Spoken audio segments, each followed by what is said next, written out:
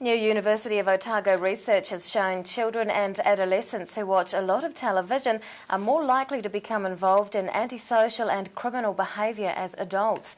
Study co-author Associate Professor Bob Hancox says the research shows the issue of excessive television watching needs to be taken seriously. Professor Hancox joins us tonight. Good evening. Good evening. Now, who was studied, when and why? About 1,000 children all born in Dunedin in the early 1970s have been followed up throughout their life, and we've been interested in many aspects of their lives. For this particular research, we were interested in whether the amount of television they watched when they were children predicted their behaviour when they grew up. And what were the results? Well, we found that the more television that the children had watched, the more likely they were to have antisocial personality disorder, or have a criminal conviction by the time they were 26. So now you appear to have shown the link between the two. Do we know why there is a link?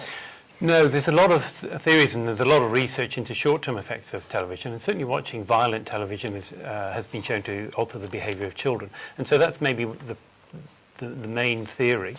But there are other possible reasons, such as the more time you spend watching television, the less time you're spending playing with friends or interacting with family. Now, the study also provides further evidence of the link. So what did we know previously? Well, there's hundreds, perhaps thousands of studies on the link between media exposure in children and antisocial behaviour, but most of those studies are fairly short-term. This is one of the first to look at long-term effects in real life. Are some of those studies much older than your one?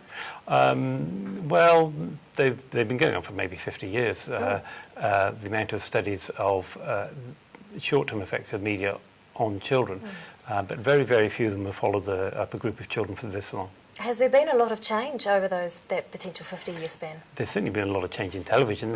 When the Dunedin cohort were growing up in the late 70s and early 80s, there were only two television channels, and there was no breakfast television, so things are quite a bit different. Yes, there weren't quite as many cartoons around back then, that's for sure. What advice would you give parents? Parents should really think carefully about how much television their children are watching, and actually nowadays all sorts of other media as well, such as computer games, PlayStation and Xbox. So they should really think about whether this is having an effect on their behaviour.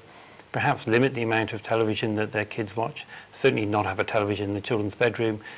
Certainly have times when the television is turned off, such as when eating meals or doing homework. And try and keep to the 2-hour limit. Are you going to be doing more research on the issue? We haven't got any planned at the moment, but we never know. Tell us a little bit about the response to the study. We've had quite a lot of media response from around the world. A number of media outlets have been very interested. Ironically, looking to the bad effects of media, we've had quite a lot of response from the media industry around the world, as well as from academics. How far and wide were your research subjects? Well, they're all born in Dunedin, and they're all born in the Queen Mary Hospital in the 1972 or 73, but now they live all over the world. So some of them live in parts of Britain or North America, and they're literally scattered all over the globe. Still quite a few of them still live in Dunedin.